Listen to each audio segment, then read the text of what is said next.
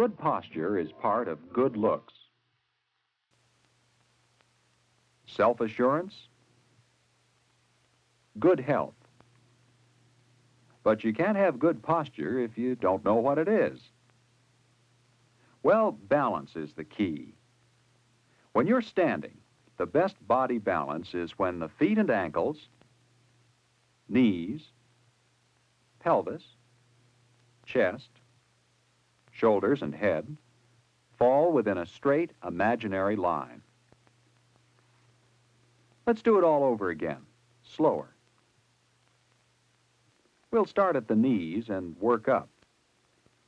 For good, natural standing posture, your legs are relaxed at the knees, not stiff or bowed backward. You've got it. Right. Legs relaxed, knees straight. Like the knees, the pelvis is almost straight. It's easy to do by tightening the abdominal muscles. It keeps the stomach flat and pelvis comfortably positioned. To find the correct tilt for your pelvis, stand with your back to a wall, just touching it with your buttocks and shoulder blades. Feel the position of your pelvis? That's how it should be when you're standing and walking. For good standing balance, your chest is held high.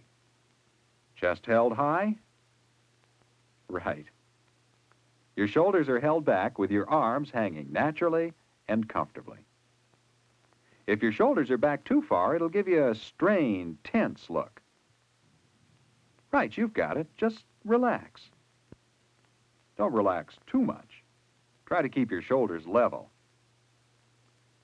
That's it. Shoulders up, head up. Your body is now properly balanced.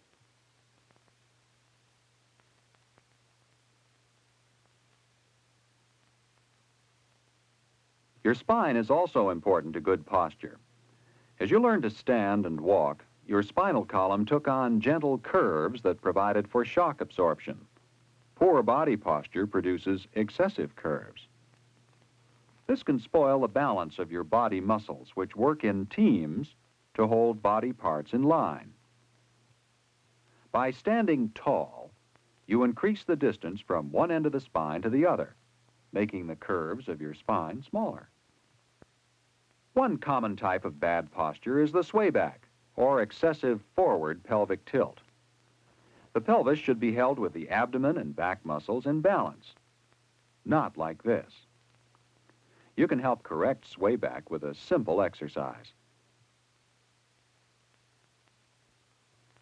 Stretching and twisting help strengthen the abdominal muscles.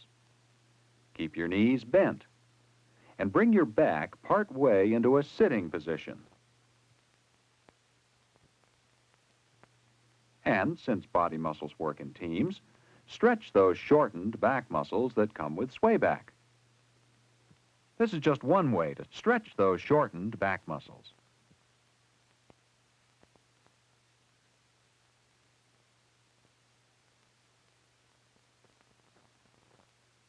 Another common posture problem is the backward pelvic tilt, the slouch. With a slouch, the muscles of the back and abdomen are stretched and become weak. The stomach protrudes. When you slump forward, your digestive system is crowded. There's pressure on the blood vessels in the chest and abdomen. Here's a good, simple exercise that aligns the pelvis by strengthening both the abdomen and back muscles. For this exercise to do any good, the back needs to be flat against the floor.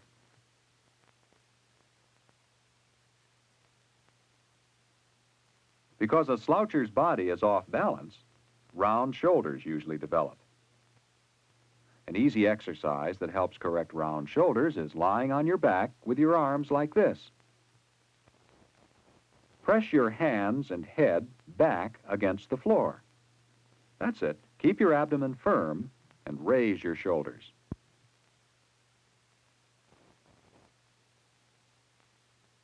By doing many different kinds of exercises, your body becomes stronger and more flexible, and that helps improve your posture.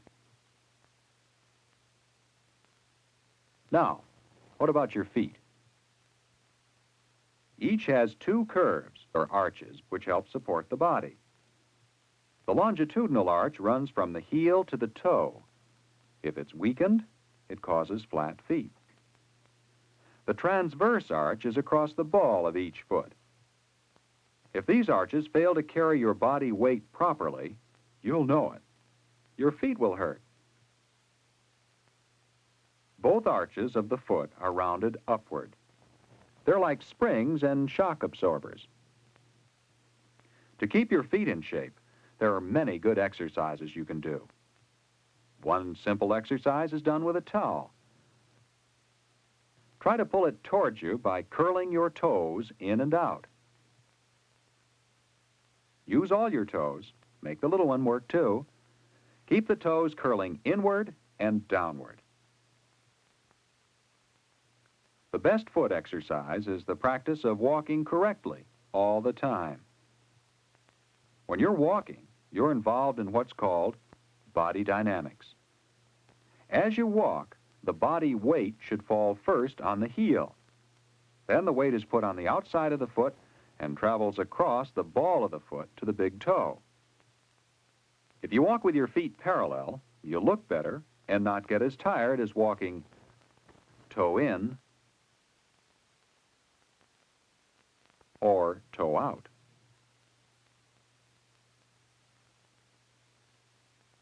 When you stand on one foot, you put your weight on the outside of that foot. You also grip with your toes. That's how your feet should be when you're walking. But how do you know if your walking posture needs improving? A simple test to check your walking dynamics is to put an X on the wall at the level of your eyes, then go to the back of the room. Walk toward the X, keeping your eyes straight ahead. Does the X bob up and down slightly? It will a little, even if you have excellent walking posture. But if the X looks something like this, you need to develop a smoother, better balanced walk. While walking, keep relaxed. The length of your steps should be comfortable. If your steps are normally quick ones, it'll tire you to walk too slowly. To help your posture when you carry things, you shouldn't always favor one arm over the other.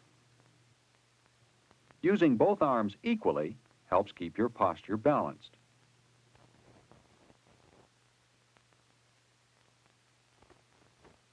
Sitting is just like standing, from the hips up. Your stomach is in, chest is high, head is high, just like standing. When sitting, your hips are most comfortable when they're well back on the seat. From your hips, your body should incline forward, not be rounded at your back.